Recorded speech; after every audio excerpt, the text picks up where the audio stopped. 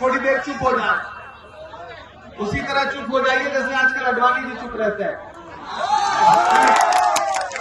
खड़े हम उम्र दोस्त खड़े हैं, शायद उन्होंने भी न देखा हो, लेकिन नए कमरों में अब चीजें पुरानी कौन रखता है?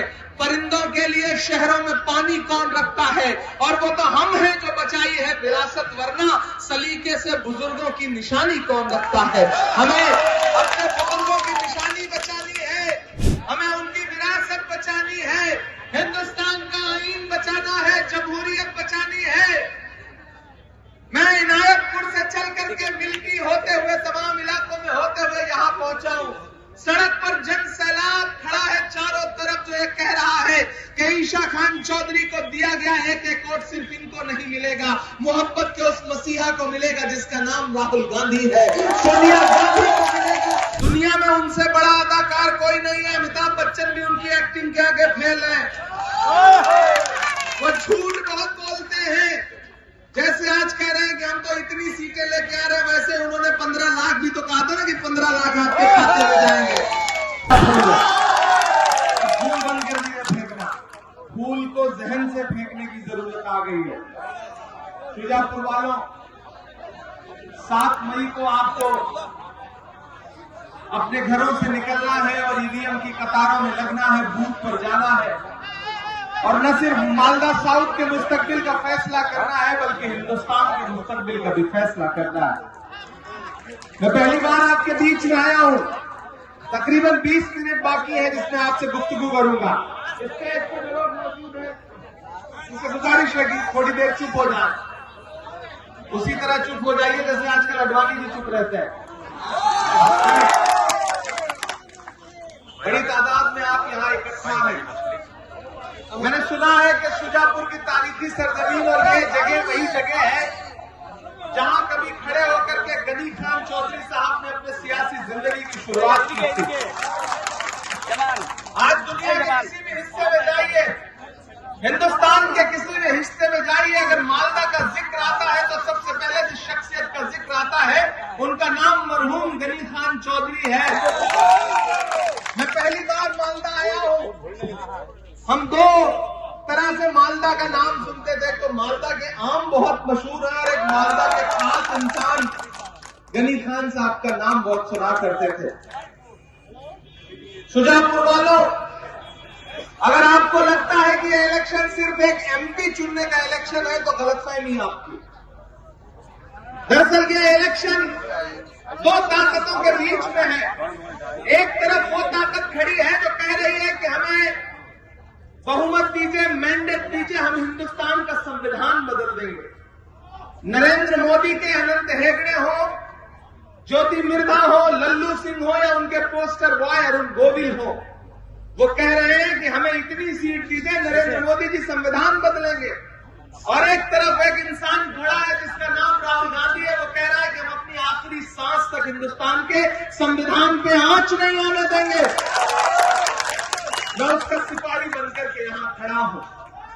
हम आतिशे सोजा में भी हक बात कहेंगे, हम आतिशे सोजा में भी हक बात कहेंगे, कुंदन की तरह दहर में ताबिंदा रहेंगे। तारीख बताती है कि हर दौरे सितम में हम जिंदा थे, हम जिंदा हैं, हम जिंदा रहेंगे। मालदा वालों, ये इलेक्शन बहुत अहम इलेक्शन है और मालदा साउथ में आपको एक बात समझनी पड़ेगी, लड़ाई सीधे कांग्रेस और भाजपा के बीच में है। अगर कोई तीसरा आके कह रहा है कि हमें वोट दो, तो बस समझ लो कि वो भाजपा को फायदा पहुंचाना चाहता है। जोड़ा फूल पे वोट दो या फूल पे वोट दो, बात एक ही है। इसलिए सिर्फ और सिर्फ आपका पंजा।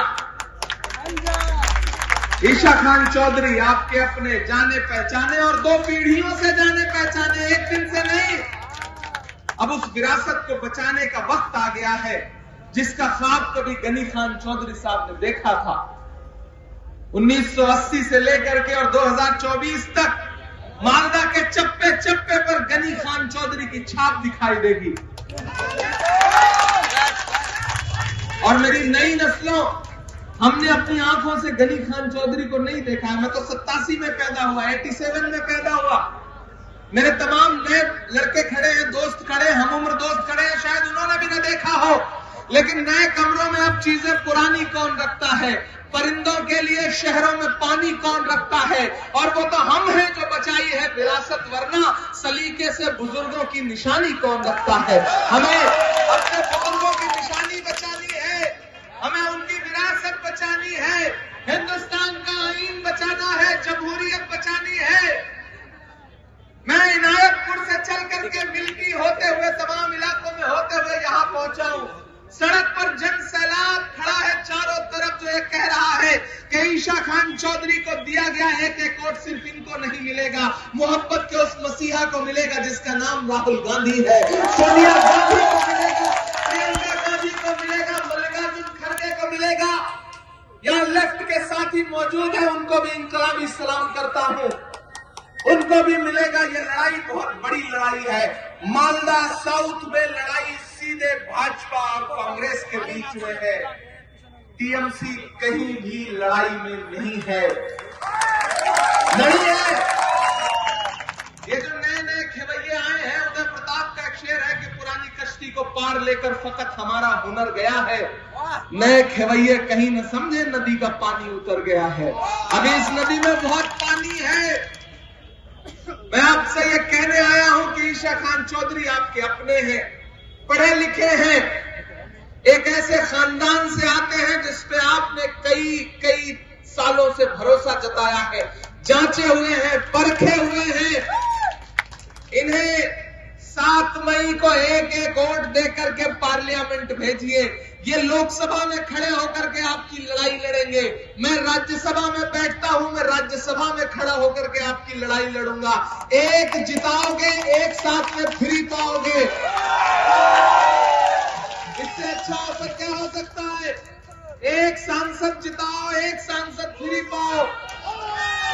इससे अच्छा ऑफर कहीं सुना है? नहीं सुना है ना? तो फिर किसी झांसे में नहीं आना है। मैं तो दीदी से भी कहना चाहता हूं कि आप मालदा साउथ में अपना वक्त जाया मत करिए। यहाँ के लोग जानते हैं कि राहुल गांधी ने पिछले 10 साल में हिंदुस्तान की एकजुटता को, मोहब्बत को बचाने के लिए क्या क्या कुर्बानियां दी हैं। कन्याकुमारी से कश्मीर तक 4000 किलोमीटर पैदल चला है वो इंसान। मैं उस इंसान के साथ कंधे से कंधा मिला के पैदल चला हूं। अभी हमारे पैर के छाले नहीं सूखते हैं। मीडिया के साथियों ने जब मुझसे कहा कि इमरान साहब आप राहुल गांधी के साथ चल रहे हैं भारत जोड़ो यात्रा में, क्या कहेंगे? तब मैंने कहा था कि जो हर जालिम से टकराएगी वो आंधी बनाऊंगा, जो हर जालिम से टकराएगी वो आंधी बनाऊंगा। नए अंग्रेज आए हैं, नया गांधी बनाऊंगा। वो नया गांधी पूरा मुल्क में घूम करके नफरत के खिलाफ मोहब्बत की बात कर रहा है। वो नारा लगा रहा है कि नफरत के बाजार में मोहब्बत की दुकान खोल रहा हूं। तो शुजापुर वालों, आप तो इस बात पर ईमान रखते हो ना कि मजदूर का पसीना सूखने से पहले उसकी मजदूरी उसे दे देनी चाहिए। ये हमारे बुजुर्गों का कौल है, ये मीनारे गवाह है इमरान प्रतापगढ़ी की इस बात की। आप इस बात पर ईमान रखते हो ना कि मजदूर का पसीना सूखने से पहले उसको उसकी मजदूरी दे देनी चाहिए। तो मेरी ये आंखें गवाह हैं। मैंने देखा है अपने कदमों से हिंदुस्तान की सड़कों पर 4000 किलोमीटर चलते हुए राहुल गांधी को। अभी ना तो राहुल गांधी के पैर के छाले सूखे हैं, ना उनका पसीना सूखा है। मैं राहुल गांधी के पसीने की मजदूरी मांगने के लिए शुजापुर से खड़ा हूं। राहुल गांधी के पसीने की मजदूरी मांगने के लिए खड़ा हूं। और मजदूरी यही है कि इस पार्लियामेंट इलेक्शन में ईशा खान चौधरी को जिता करके पार्लियामेंट पहुंचाइए। ये है राहुल गांधी की मजदूरी, ये है राहुल गांधी की मजदूरी। और एक चीज जान लीजिए, नरेंद्र मोदी मैंने सुना है कई बार यहां आकर के अपने भाषणों में कह चुके हैं कि हम तो इतनी सीटें ला रहे हैं। उनके झूठ पर मत जाइएगा। दुनिया में उनसे बड़ा अदाकार कोई नहीं है। अमिताभ बच्चन भी उनकी एक्टिंग के आगे फेल है। वो झूठ बहुत बोलते हैं। जैसे आज कह रहे हैं कि हम तो इतनी सीटें लेके आ रहे हैं, वैसे उन्होंने 15 लाख भी तो कहा था ना कि 15 लाख आपके खाते में जाएंगे। वो भी जुमला था, ये भी जुमला है। मैं तो केरल से, उत्तराखंड से, जम्मू कश्मीर से, महाराष्ट्र से, उत्तर प्रदेश से, पूरे देश से बिहार से होता हुआ कैंपेन करता हुआ यहां पहुंचा हूं, कांग्रेस का स्टार कैंपेनर हूं, प्रचार करता हूं पूरे मुल्क में, पूरा मुल्क घूम करके आ रहा हूं। मीडिया पर भाजपा जीत रही है, लेकिन जमीन पर कांग्रेस पार्टी जीत रही है। पूरे मुल्क में एक नारा चल रहा है कि दक्षिण भारत में भाजपा साफ, उत्तर भारत में भाजपा हाफ। राहुल गांधी ने प्रेस कॉन्फ्रेंस करके कह दिया है कि भारतीय जनता पार्टी इस चुनाव में 180 सीट का आंकड़ा नहीं पार करेगी तो नहीं पार करेगी। राहुल गांधी की बात पत्थर की लकीर। राहुल गांधी ने कहा है, मैं उसको अपनी आंखों से पूरे मुल्क में देख करके आ रहा हूं। ये भाजपा के लोग आ जाके कहते हैं, टीएमसी के लोग हमसे आके कहते हैं कि कांग्रेस अपने कामों का हिसाब दे। भाजपा कहती है कि अपने 70 साल का हिसाब दो। मैं तो शुजापुर में खड़ा होकर कह रहा हूं कि शुजापुर वालों, अरे ये भाजपा ही हमसे क्या 70 साल का हिसाब मांगेंगे? जो अपना चलाया हुआ 2000 का नोट 7 साल नहीं चला सके, वो हमसे 70 साल का हिसाब मांगेंगे। जो अपना चलाया हुआ नोट नहीं चला पाए, वो देश क्या चलाएंगे? नहीं चला पाएंगे। लेकिन आपको, मालदा साउथ वालों, शुजापुर वालों, आपको दिखाना पड़ेगा मुल्क को कि तकसीम नहीं होना है, बंटना नहीं है। पिछली बार जब आप थोड़े से बटे थे तो अंजाम क्या हुआ था कि हारते हारते बचे थे। 8000 वोट से जीते थे पिछली बार। बताओ, अगर गलती दोहराओगे तो अंजाम क्या होगा? और ये जो 8000 का आंकड़ा है, इसको 20 गुना कैसे पहुंचाओगे? पिछली बार 8000 से जिताया था, तो इस बार कम से कम 1.5 लाख वोट से ईशा खान चौधरी को जिताओ। तब तो जाकर के पिछली गलती से सबक लेना माना जाएगा। वरना हमारे साथ मसला क्या है कि हम सुबह चाय की दुकान पे बैठते हैं तो कलकत्ता की सरकार बदलते हैं, और शाम को बिरयानी खाते खाते दिल्ली की बदल देते हैं। लेकिन जिस दिन वोट देने जाना होता है, हमको लगता है कि ईशा खान तो जीत ही रहा है, और कौन जाकर के लाइन में लगे, कौन परेशान हो, हमारे एक वोट से क्या हो जाएगा। नहीं, अपने एक एक वोट की अहमियत समझो। तुम्हारे पंजों में जो एक वोट, तुम्हारी उंगलियों में जो एक वोट दबाने की ताकत है, ये बहुत बड़ी ताकत है। इसका इस्तेमाल करो। ये ताकत उसी तरह है जिस तरह अबाबीलों के पंजों में एक कंकर था। इसका इस्तेमाल करो। घरों से बाहर निकलो 7 मई को, और 7 मई को ईवीएम के बूथ पर जाओ, बटन दबाओ और नारा लगाओ कि 7 मई भाजपा गई। ये नारा लगाओ। बस एक बात जहन में रहे कि बिखरे तो फिर जमाने की ठोकर में आ गए, और मुत्तहिद हुए तो जमाने पे छा गए। बिखरोगे तो बट जाओगे, बट जाओगे तो हार जाओगे। एकजुट रहोगे तो दुनिया की कोई ताकत हरा नहीं सकती है। ये चाहे ये मालदा वालों, आपकी ताकत है कि यहाँ प्राइम मिनिस्टर भी आ रहा है, यहाँ चीफ मिनिस्टर भी आ रही है, सबको आना पड़ रहा है। क्यों? क्योंकि पिछले 40-45 साल से आपने अपने गढ़ को बचा के रखा है, तब आपके बीच में आकर के सबको घुटने टेकने पड़ रहे हैं। ये आपकी ताकत है।